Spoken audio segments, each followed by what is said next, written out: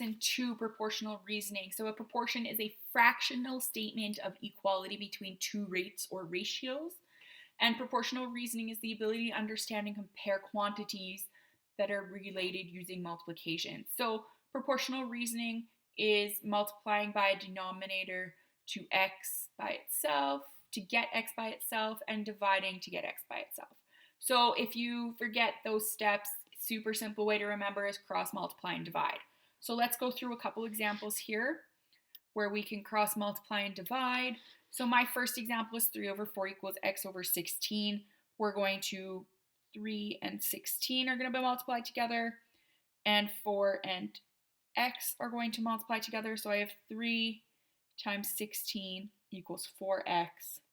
I'm now going to divide by 4 because I want to get x by itself. So when you do this, you're going to divide by whatever x is being multiplied by. So 3 times 16 divided by 4 is going to give me x. So that means that 12 is going to equal x. So you can do it all in one step where you go 3 times 16 equals divided by 4 and just give me the answer. Or you can write out 3 times 16 equals 48. 48 divided by 4 is 12. Either way is perfectly fine.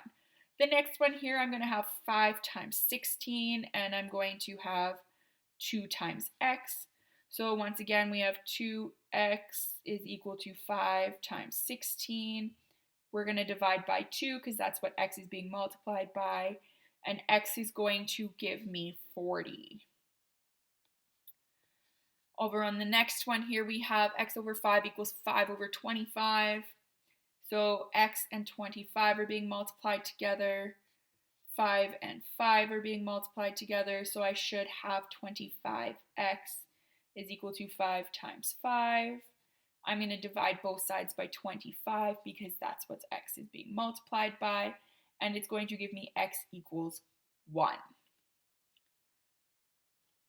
Now, let's take a look at how we can set up a proportion on our own. So setting up a proportion is to set up a ratio as a fraction. Set up a second ratio equal to the first fraction. If you are solving for an unknown, put x in the place of that unknown number. So in your ratios, you need to make sure that you keep the same thing on the top and the same thing on the bottom. So let's take a look at this example here. A carpenter bonds 2 pieces of wood with epoxy resin. She must first mix the epoxy with a hardener. She mixes these materials in a ratio of 10 to 1. So I now know that I have a 10 to 1 ratio where it's 10 parts epoxy to 1 part hardener. That's super important for us to know. Sometimes I like to highlight the things that are important. The rest of it doesn't really matter. So the carpenter wants to know, she wants to use 150 parts of epoxy, and so how much hardener would she need? That's the important information. So we know we have a 10 to 1 ratio of epoxy over hardener. So if I have a 10 to 1 ratio and I want to know, set it equal to a second ratio where I'm using 150 parts of epoxy. So in my original fraction, epoxy was on the top, so epoxy is going to remain on the top. So I have 150 parts there. I don't know how much hardener, so I'm going to use x, and we're going to cross multiply. So 10 times x, 1 times 150. When I do this, I get 10x is equal to 150 times 1. Divide both sides by 10. I'm going to get x is equal to 15. So I'm going to need 15 parts of hardener in order to use 150 parts of epoxy. Example number 3. You are in charge of making punch for a party. To make a batch of punch, you need 2 cups of juice and 5 cups of Sprite. So I have 2 cups of juice, 5 cups of Sprite. Super important information. So 2 cups of juice, 5 cups of Sprite. How many cups of Sprite? So we want to know how much Sprite we need if we make 28 cups of punch. So we don't know how much juice is in this yet because we aren't told that. We just know we have a total of 28 cups. So because we have a total of 28 cups, I'm going to take and see how much does one batch make or one ratio make. So we're going to add these together and I'm going to get 7 cups total. So 2 cups of juice and 5 cups of Sprite gets me 7 cups of punch. So what I can do now is I can set up a ratio. We're dealing with Sprite, so I don't care about the juice right now. So I now have a ratio of 5 cups of Sprite per 7 cups of punch. I want to know how much Sprite I need, so that's my X. Sprite's in the top in this case, for 28 cups of punch. We are now going to cross multiply. So these two numbers can be multiplied. 5 and 28 are going to be multiplied together. And 7 and X are going to multiply together. So I now have 7 times X is equal to 5 times 28.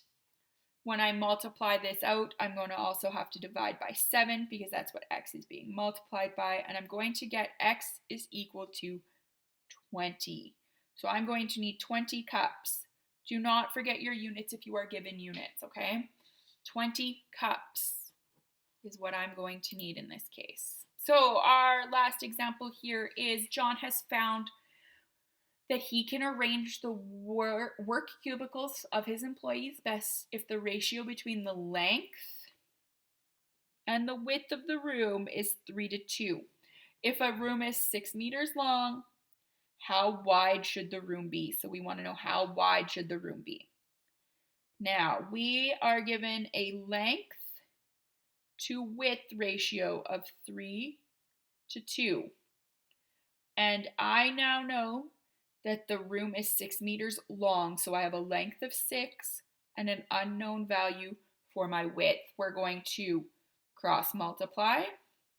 So 3 times X, 2 times 6, and we're going to solve for X. So I have 3X is equal to 6 times 2. Divide both sides by 3 to get rid of the 3 over there by the X, get it all by itself. I'm going to be given X is equal to 4 meters. So if the room is 6 meters long, the room will need to be 4 meters wide. This is your answer. Don't forget your units. Units are super important. If you're given units, you must always have units at the end if you are starting with units.